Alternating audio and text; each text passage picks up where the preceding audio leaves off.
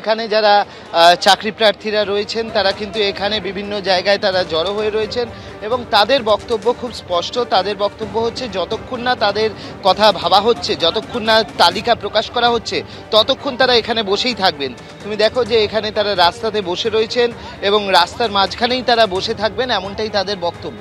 এবং তারা যেটা বলছেন যে আজকের যে আলোচনা, সেই আলোচনা কিন্তু ফলপ্রসূ হয়নি। তাদের আলোচনা যেটা ছিল সেই আলোচনা ফলপ্রসূ হয়নি এবং তালিকা তাদের প্রকাশ করতে হবে। সেই তালিকা যতক্ষণ না প্রকাশ করছে তারা বসে থাকবেন। আপনারা কতক্ষণ বসে থাকবেন এখানে? যতক্ষণ তালিকা না পাচ্ছি। আপনাদের কি অনেক হয়েছে, অনেক আমরা ওয়েট করেছি, অনেক সুযোগ দেওয়া হয়েছে, আর নয়। কটা অবধি বসবেন এরকম কোনো সময়? যতক্ষণ না হচ্ছে তারা এখানেই বসে থাকবেন এবং সেই অবস্থায় আমরা দেখতে পাচ্ছি দূরে পুলিশের ব্যারিকেড রয়েছে এবং এই রাস্তাতেও কিন্তু আমরা দেখছি যে যারা চাকরি প্রার্থীরা তারা এখনো অবধি এই রাস্তাতেই বসে রয়েছেন এবং তাদের হুঙ্কার দেওয়া হয়েছে, তারা হুঙ্কার দিয়েছেন যে তারা রাত অবধি কিন্তু থাকবেন যতক্ষণ না তালিকা প্রকাশ হচ্ছে।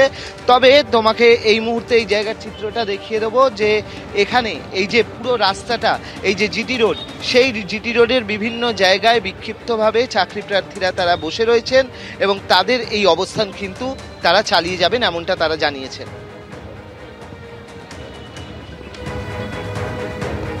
একদম অর্ণব, তুমি আমাদের সঙ্গে থাকো। যে ছবি আপনাদের সামনে রেখেছি, অবস্থান এভাবেই, যেভাবে তারা এখন রয়েছেন সেখানে জিটি রোডের মধ্যে, রাস্তার মধ্যে তারা বসে রয়েছে, এভাবেই অবস্থান তারা চালিয়ে যাবেন যদি না তালিকা প্রকাশ না করা হয়।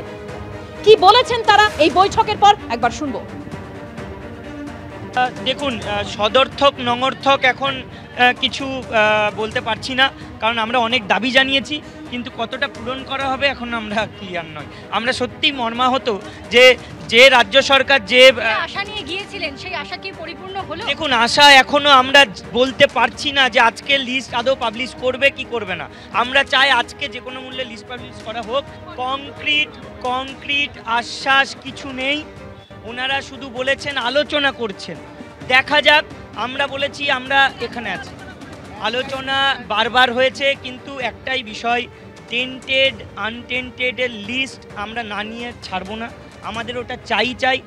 ওনারা শুধু বলছেন এটা দিলেই চাকরি বাঁচবে। আমি বললাম দরকার নেই, ধরে নিন চাকরি বাঁচবে না ওটা দিলেই, কিন্তু আপনাদের দিতে অসুবিধাটা কোথায়? কথা হয়েছে বলতে তারা তো আমাদের প্রশ্নের উত্তর দিতে পারেননি। তারা বলছেন আমরা আলোচনা করছি। আমরা বলছি যোগ্য তালিকা শিক্ষাকর্মী এবং শিক্ষক শিক্ষিকাদের এসএসসির অফিসিয়াল ওয়েবসাইটে তুলে দিন আজকের। যদি না দিতে পারেন মুখ্যমন্ত্রীকে আসতে বলুন। কেন যোগ্য তালিকা তুলে দেওয়া সম্ভব নয় জনসমক্ষে? হাইকোর্টের ডিভিশন বেঞ্চ বলেছে all OMRC must be publish in public domain. প্রকাশ করুন। মুখ্য সচিব কি বললেন? মুখ্য সচিব এই তো এইসব গাল গল্প বলে পালিয়েছে। তারপরে বলছে হ্যাঁ আমি দেখছি। বিনোদ কুমারজি মহাশয় প্রিন্সিপাল সেক্রেটারি ছিলেন, ডিজি সাহেব ছিলেন, সিপি স্যার ছিলেন, তারা চেষ্টা করছে। আমরা দেখছি কি চেষ্টা করছেন। আমরা রইলাম। কি করবেন তাহলে? আমরা রইলাম এখানে।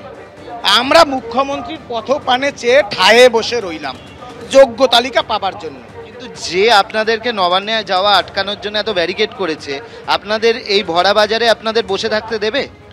দেখবেন আমরা থাকবো। দেখবেন অনেকে ভেবেছিল কিছুই হবে না, পেরেছে, পারেনি, আমার পারবেও না।